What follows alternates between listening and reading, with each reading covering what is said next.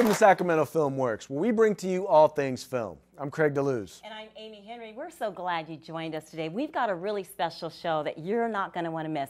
It's entitled Salute to Doubles. Hang on. Stunt doubles. You don't want to miss this. We'll be right back. Sacramento Film Works is sponsored by the Northern California Filmmakers Coalition, which provides filmmakers an opportunity to learn and network with film industry professionals from throughout the Sacramento region. Join us each Wednesday at 6 p.m. at Access Sacramento, 4623 T Street, Suite A, Sacramento, California. We'll see you at the movies.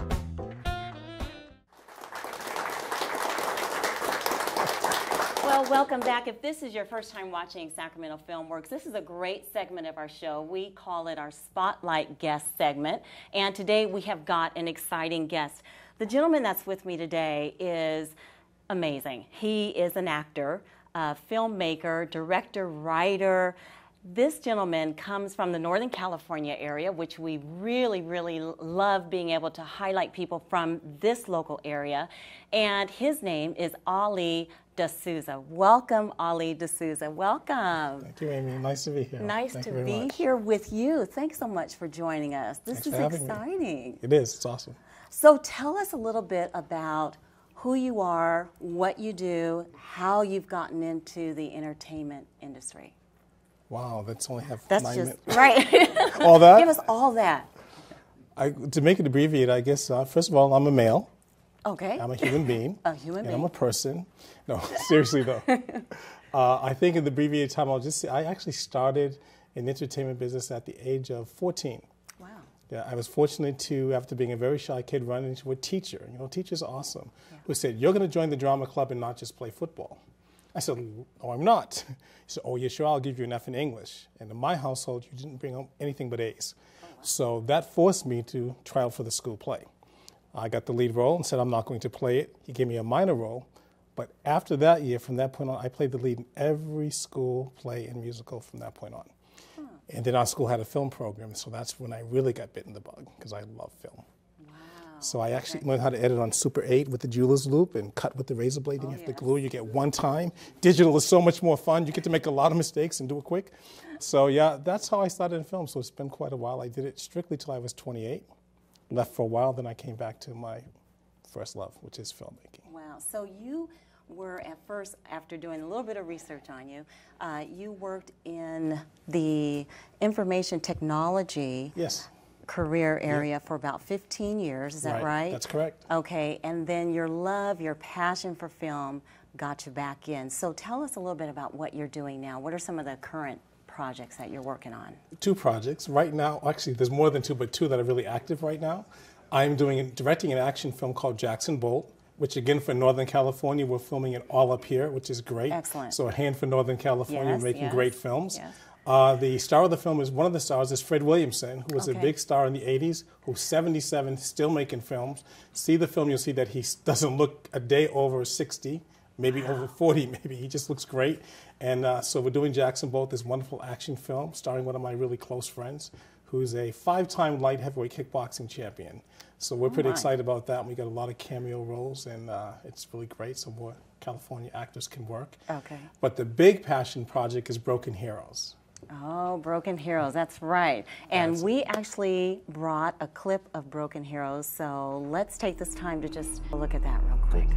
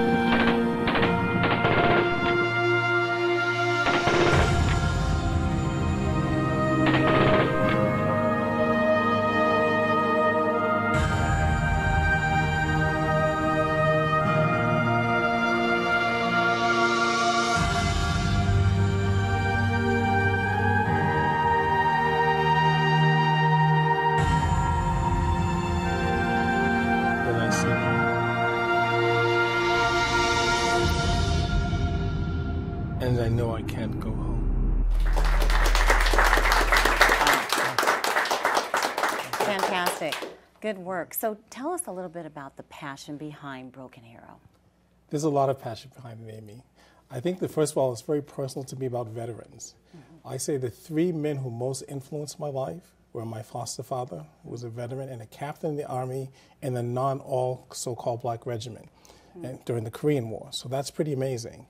My own father helped lead the revolution of the Cape Verde Islands. So his nickname was called the General because there was no form, but he helped establish the independent country of Cape Verde. My own dad also served in the Air Force in the United States. And then my godfather, who I like to call my Mr. Miyagi, I do so in my book, I learned so much from him, and he fought under Patton, again in a non-quote all-black regiment in World War II. So these men profoundly influenced my life. I say they taught me the following: God, family, country. That's simple, so that's why it's my passion. But the big thing today is that what's happening to our veterans, people are not aware enough. They're really suffering. It's beyond an epidemic. We have 1,000 veteran suicide attempts every single month. Every 65 minutes, one of those veterans succeeds, and that's not success, to find peace through killing yourself. So that's 22 per day. So if I give you in round numbers the following fact, and I hope the audience really listens to this, it's very important. More than 5,400 veterans died from 1999 to the present day in Iraq and Afghanistan. But today, more than 128,700 veterans committed suicide in the United States of America since 1999. And we, the people who ask these people to defend us, to be our heroes, need to step up and do something about it. And that's why I'm making the film, and that's why I'm doing non-traditional fundraising. I want the people to support the film and make the film the way it should be made. So there's also a number that you're promoting, 22. Yes. The number 22 represents? That every day in this country, meaning today, as we're taping, 22 veterans from Iraq and Afghanistan, and a few from Vietnam, but 90% are from those two theaters, kill themselves every day. And there's a number of reasons for that. Some of it's pharmaceutical, because we're drugging our soldiers more than ever. And this is a fact. Lieutenant colonels who have retired from psychiatric and the veterans have admitted that we're drugging our soldiers and they're on suicidal drugs. But the numbers are staggering. 128,000 people killing themselves in the past decade or so. So to get this film funded, what are you all doing? What steps are you taking now to fund that? We're doing some really nice things. We do things like this, your great show, and let people know about our film. Right. We're also doing something that's getting popular called crowdfunding. Yes. And so if people go to brokenheroesthefilm.com, you can watch the trailer, and then you can, right next to it says you can donate. And we ask people, you can even donate $1. We're only trying to raise $1 million. The rest, the whole crew and the staff are donating their time. So we're asking people to just even give $1 and tell your friends to do it. We'll raise $1 million because we believe there are more than 1 million Americans who care about our veterans. Absolutely. And we can do this movie, and we can make it also in Northern California, which is a big deal too. Ollie, I wish we had a lot more time because you've got really just a wonderful wealth of information. You have been in the industry for quite a while now, and you're not only just here in the United States, but also internationally. Yep. And also I want to mention, too, to you all that he's written 2 books, and the name of those 2 books are? The 2 books that were released this year were Atlantic Crossing, yes, which is a biopic, so you get to know more about me if you want to. And then the other book is called Book of Thoughts. Book of Thoughts, and you can get those books, so they can be found on Amazon, is that right? Amazon, Barnes & Nobles, you can just order online, order them. Awesome. And then again, let our audience know where to find you online.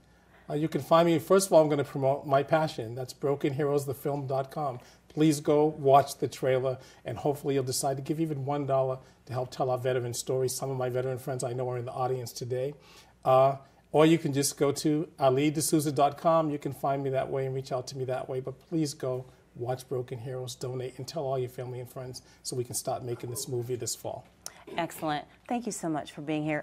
Welcome again, Ali. To become a part of our live studio audience and to meet and greet film industry professionals, visit our website at www.ncfc.tv.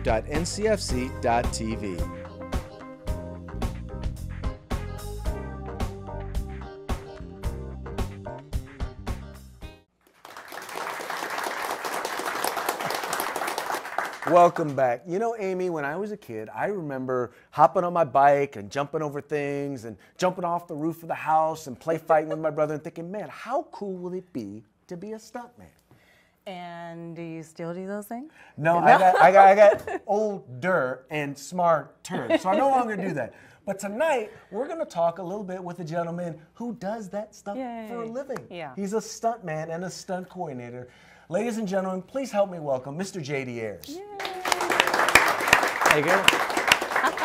Nice seeing you. Nice to see you, It is a pleasure to have you on set with us. You know, just to get started, just tell us, how did you get into doing film and being a stuntman?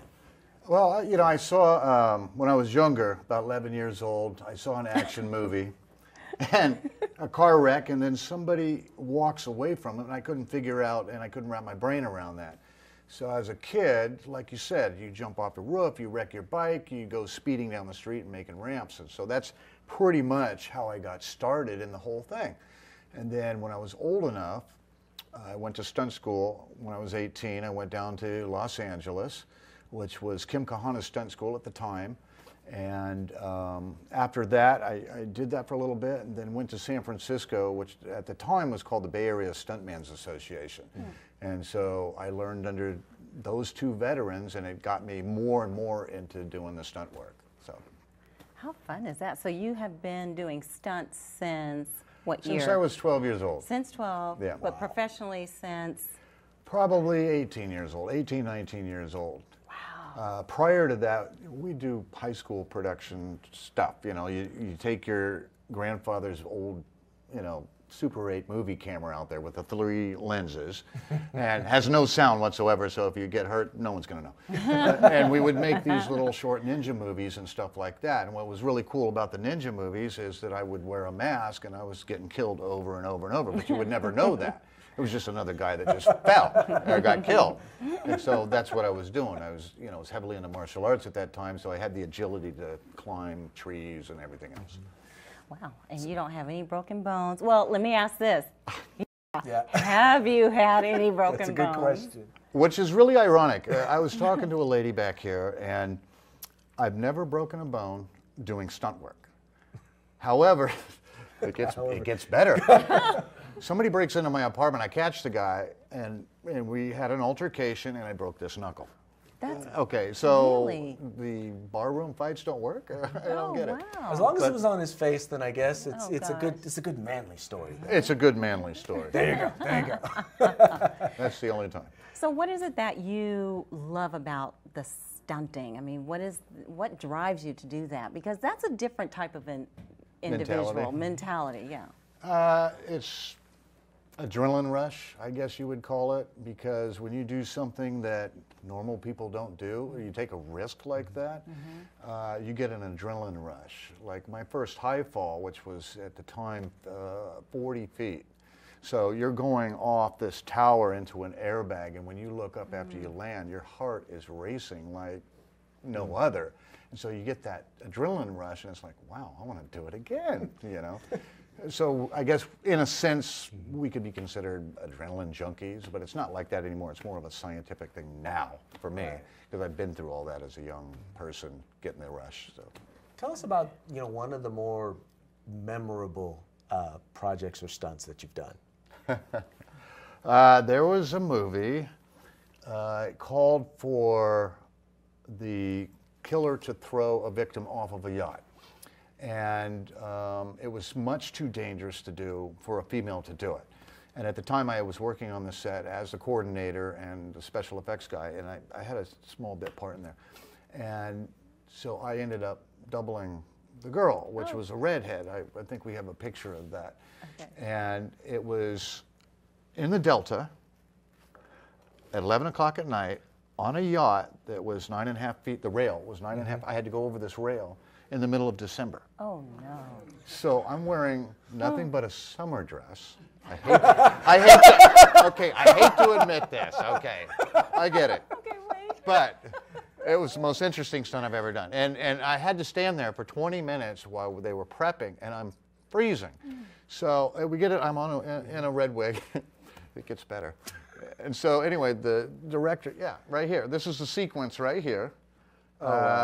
That's Louis Mandylor, who plays Jack in the movie In the Eyes of a Killer. I double for an actress, Shauna Harrington.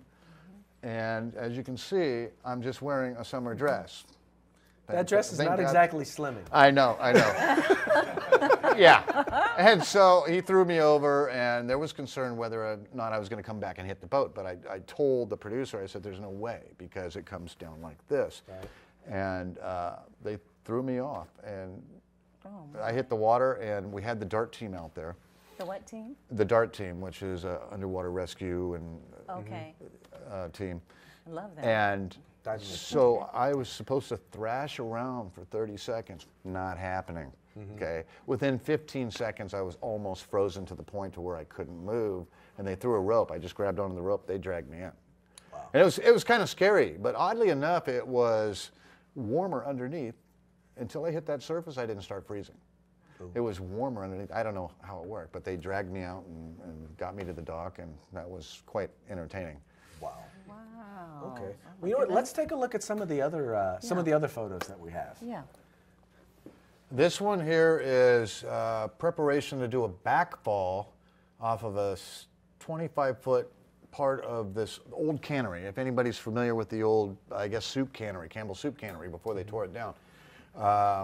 This is where the character will do a backfall, and it's about 20, 25 feet down. And that pad is only about 6 by 10, roughly. So I'm not seeing what I'm going backwards. Have a clip of that? I don't. Is that the one we have the clip of? Did you have the video? I think we do. Mr. Director, can we see the clip? Yeah, this is it. Oh.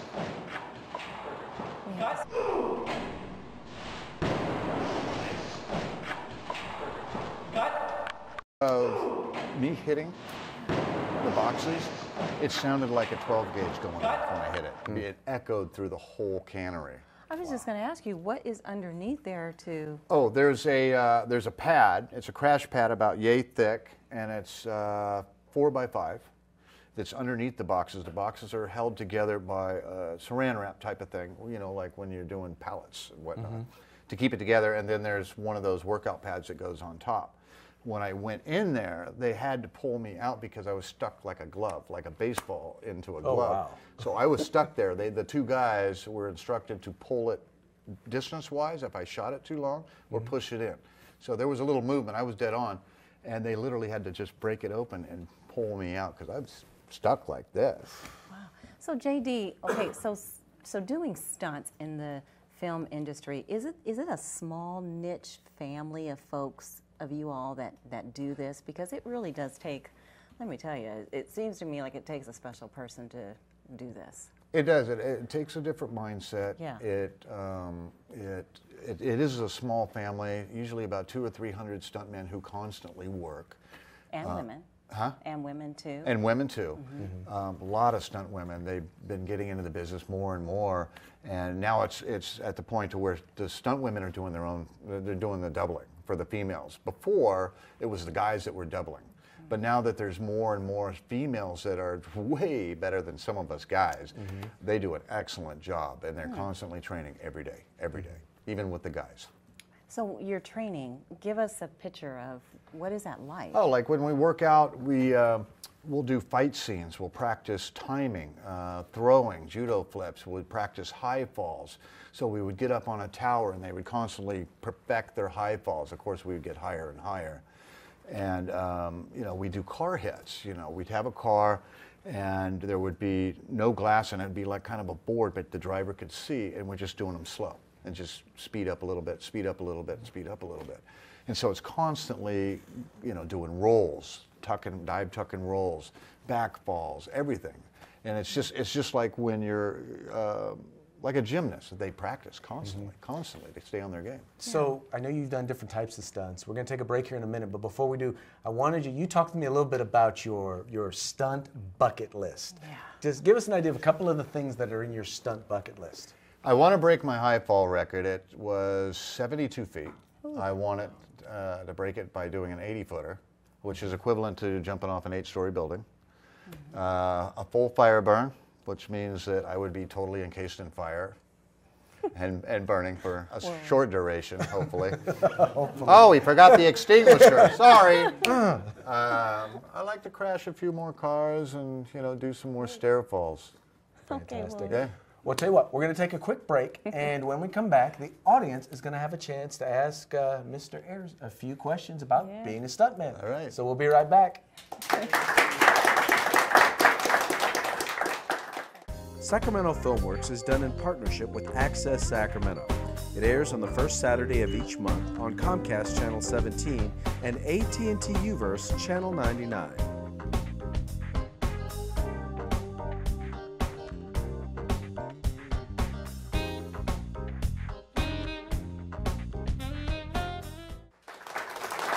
Well, welcome back. This portion of our show, we like to have the audience ask JD a few questions. So we're going to get started. And your name, please? Martin.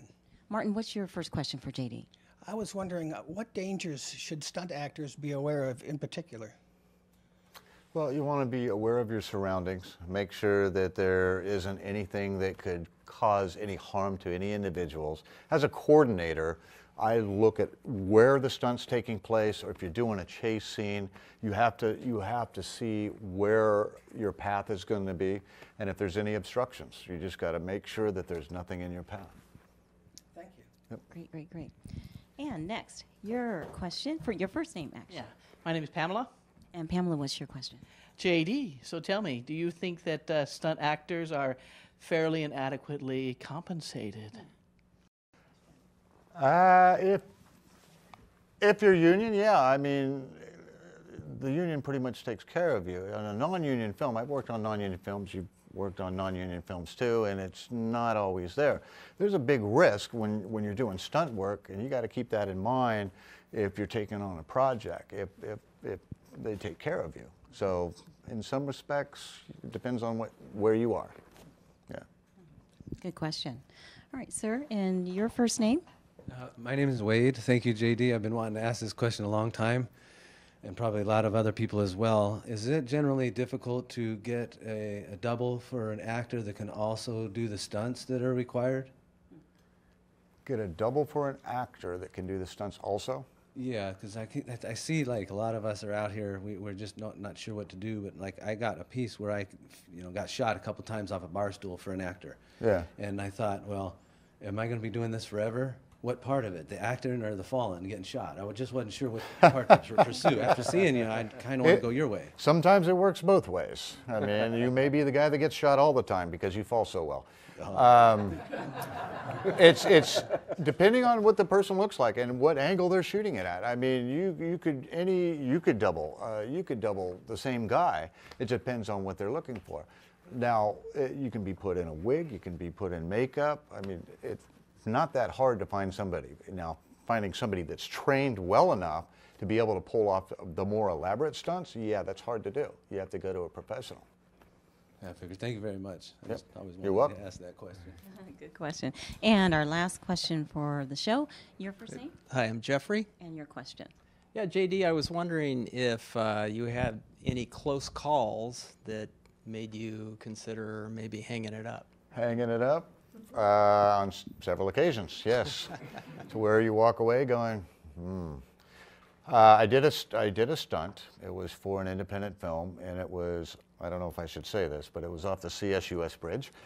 And as I went off, the shot called for me to kick this guy. Who ducks, I go over the edge and go in. Now, there's only 11 feet deep of water over there and a sandbar underneath.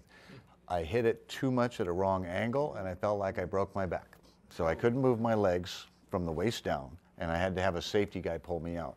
At that point, yeah, I considered, maybe needle point, something like that. Rethink that. Yeah, and hanging it up. But I kept going, Well, I'm glad you did. Thank you. Thank you. Thank you. Thanks so much, JD. So JD, for folks who are interested in following your career, looking at seeing the various different projects that you're involved in, how can they find you online? Basically, they can go to the IMDb, which is imdb.com. Just type in JD Ayers, or you can Google JD Ayers, and it'll pop up the IMDb with my full name. If they're going to send an email wanting to contact me for jobs, they can go to hauntedcastlepictures.com, and they can email Haunted Castle Pictures, or they can look me up on Facebook. Fantastic. Well, hopefully one day I'll get a chance to work with you. Ladies and gentlemen, Mr. J.D. Ayers. We'll be right back.